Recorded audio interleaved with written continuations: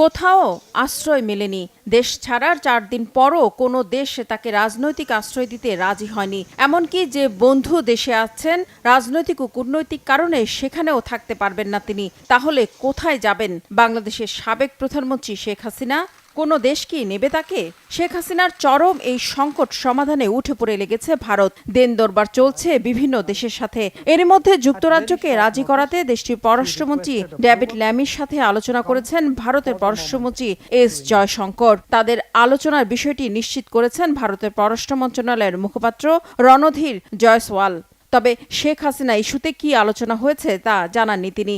সেই সাথে শেখ হাসিনার ভবিষ্যৎ পরিকল্পনা কি সে ব্যাপারে স্পষ্ট কোনো মন্তব্যও করেননি তিনি। মুখপাত্র রণধীর জয়সওয়াল জানান, শেখ হাসিনার উপরই নির্ভর করছে তার ভবিষ্যৎ পরিকল্পনা।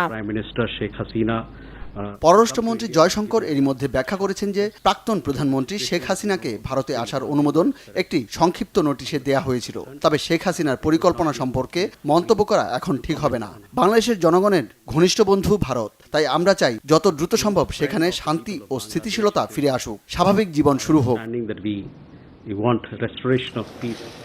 প্রশ্ন উঠেছে, কেন কোনো দেশ শেখ হাসিনাকে রাজনৈতিক আশ্রয় দিচ্ছে না?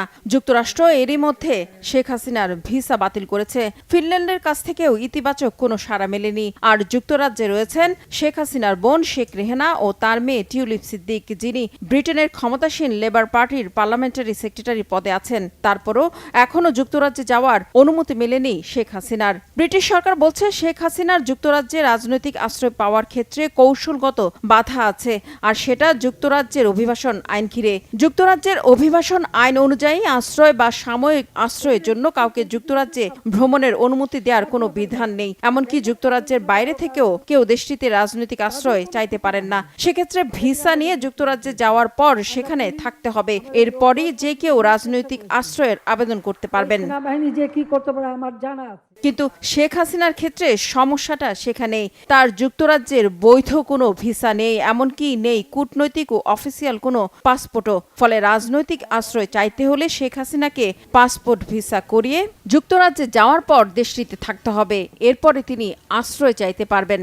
এছাড়া বেলারুশ, সৌদি আরব ও সংযুক্ত আরব আমিরাত সহ বেশ কয়েকটি দেশের নাম শোনা যাচ্ছে যেখানে রাজনৈতিক আশ্রয় পেতে পারেন শেখ হাসিনা।